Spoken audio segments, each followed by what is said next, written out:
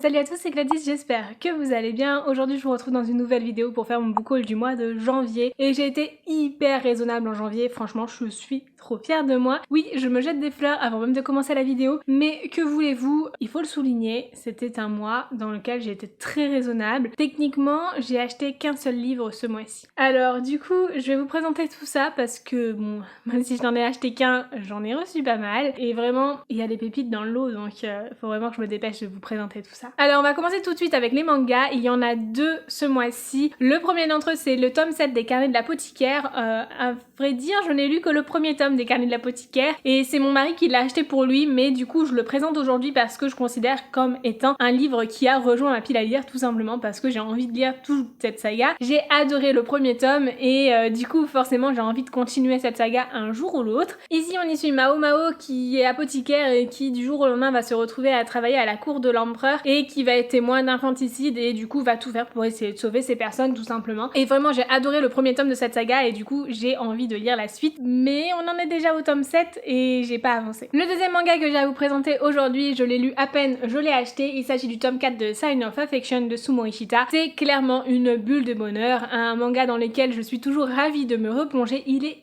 hyper court pour un manga, c'est pour dire à quel point je le lis vite à chaque fois et du coup c'est aussi pour ça que je le lis sans souci tout de suite dès que je l'achète. Puis aussi parce que j'ai toujours envie d'en savoir un peu plus et de voir cette relation évoluer au fur et à mesure. Ici, on y suit Yuki qui est sourde et malentendante depuis la naissance et qui va rencontrer Itsuki qui lui parle énormément de langues, voyage énormément, adore apprendre les langues justement et du coup va apprendre la langue des signes japonaise aux côtés de Yuki. Tous deux vont se rapprocher et vont créer une histoire d'amour qui est juste trop mignonne, toute douce, trop adorable et ça fait tellement du bien de se plonger dans cette bulle de bonheur que j'y retourne à chaque fois les yeux fermés dès qu'un tome qui sort et du coup bah voilà, j'ai craqué pour le tome 4. On va maintenant passer au roman et j'en ai plusieurs à vous présenter. Le premier d'entre eux c'est l'intégrale du livre des étoiles de Eric Lhomme publié chez Gallimard Jeunesse. C'est une trilogie qui a été publiée il y a 20 ans je crois. Oui, je crois que c'est pour les 20 ans. Et du coup, pour les 20 ans de cette histoire, Gallimard Jeunesse a décidé de republier cette trilogie en une intégrale qui est juste magnifique, vraiment somptueuse, où voilà, on a un petit rabat dans la couverture, enfin c'est trop beau. J'aime énormément l'aspect de ce livre. Et l'histoire est vraiment super chouette, puisqu'ici on y suit Guillemot qui vit dans un monde imaginaire, voilà, c'est de la fantasy, c'est du jeunesse, donc c'est vraiment très simple à lire, c'est pas prise de tête, on est loin de la high fantasy où ça va être difficile de se plonger dans l'univers et tout. Là, pas du tout, c'est vraiment trop chouette. On y suit Guillemot qui du jour au lendemain va devenir apprenti sorcier et du coup il va lui arriver des tonnes de choses et j'aime énormément cette histoire, en tout cas le début, puisque comme vous pouvez le voir, j'ai lu un tiers du premier tome pour le moment et vraiment j'adore ce que je lis. Ici c'est vraiment un parcours initiatique comme je les aime, dans du jeunesse et vraiment c'est trop chouette. Enfin voilà, je passe un excellent moment de lecture et j'ai trop hâte de continuer cette histoire pour pouvoir en connaître la fin. L'intégrale fait 880 pages donc c'est pas non plus énorme pour 3 tomes. Du coup ça ira assez vite et vraiment je suis super contente parce que j'aime trop en fait ce que je lis tout simplement. Et donc je remercie grandement Gallimard Jeunesse pour leur envoi parce que vraiment bah c'est trop chouette quoi, c'est vraiment trop chouette, merci. Et celui-ci je ne l'avais pas demandé mais ils me l'ont gentiment glissé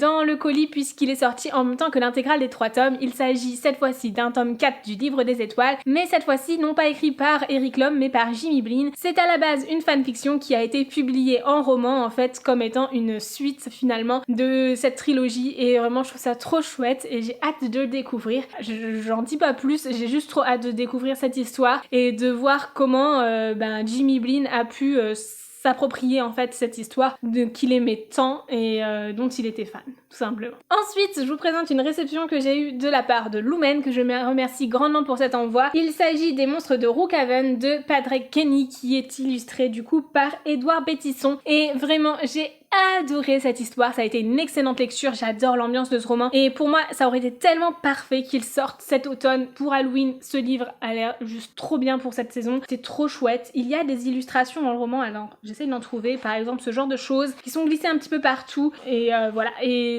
c'est trop beau, c'est super chouette, j'ai adoré l'histoire. Ici on va y parler de monstres, de différence et d'altérité mais en même temps de bienveillance et de comment accepter l'autre malgré sa différence. Et surtout ce que j'ai aimé dans cette histoire c'est que que Padraig Kenny nous montre que être un monstre n'est pas forcément être méchant, que être un monstre ça peut juste être, aux yeux de certaines personnes, être différent sur certains aspects, mais que pourtant on peut être vraiment la personne la plus gentille du monde. Et enfin bref, j'ai passé un excellent moment de lecture, j'ai adoré les Monsters Who Can Run et je peux que vous recommander de foncer et de découvrir cette histoire si elle vous tente aussi. Ensuite, j'ai reçu Ce qu'il nous faut retrouver de Joanne E, publié chez Lumen, et franchement, je suis trop contente d'avoir reçu ce livre. Merci Lumen pour l'envoi. Ici, c'est une histoire de dystopie dans laquelle on va avoir un fort message écologique très actuel qui va être présent. Enfin, j'ai trop hâte. Ce livre est décrit comme étant un subtil mélange entre Lost et Black Mirror, et ça m'intrigue énormément. J'ai vraiment hâte de me plonger dans cette histoire où on va suivre une personne qui va tout faire pour retrouver sa sœur, tout simplement. J'ai pas tellement envie de vous en dire plus parce que clairement, le résumé est extrêmement long, mais je pense qu'il spoil une partie de l'histoire, donc moi-même je l'ai pas lu tout en détail. Je l'avais lu un petit peu en diagonale au moment où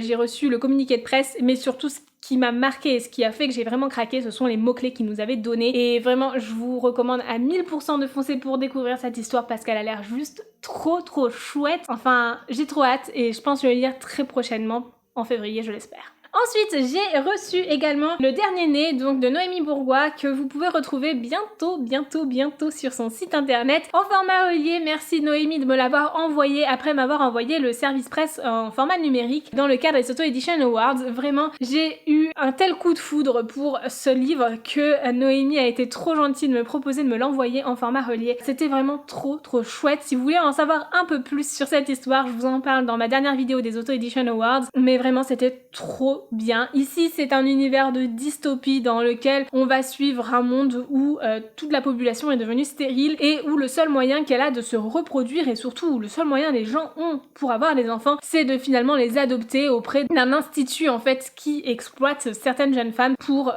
clairement procréer et essayer de fabriquer en quelque sorte l'enfant qui aura la meilleure note au monde, l'enfant le plus parfait possible. Sauf que forcément ce système ne va pas tenir la route sur le long terme et à un moment donné certaines personnes vont se rebeller et considérer que voilà c'est assez malsain et qu'il y a des choses qui ne se passent pas comme il faut. Bref, c'est pas le meilleur résumé du monde mais c'était vraiment génial, j'ai adoré les questions soulevées dans ce roman. C'est un roman qui fait un peu froid dans le dos parce que c'est une réalité qui est très proche de la nôtre et qui pourrait vraiment nous arriver. Vraiment, c'était trop chouette. J'ai découvert la plume de Noémie Bourgois à travers ce livre et j'ai tellement envie d'en lire d'autres maintenant. Je peux vous dire à quel point j'ai tellement aimé ce roman. Je vous le recommande à 1000%. Vous pouvez le retrouver actuellement sur Amazon en format broché et en format relié et il sera bientôt disponible sur le site de Noémie lorsque son site verra le jour. Et pour finir ce book haul, j'ai reçu le tome 2 de 1x3 de Axel Auclair, publié chez Hugo New Roman, que je remercie également pour l'envoi. J'ai lu le premier tome en janvier, ça a été une lecture un petit peu mitigée. J'avoue que je ne sais pas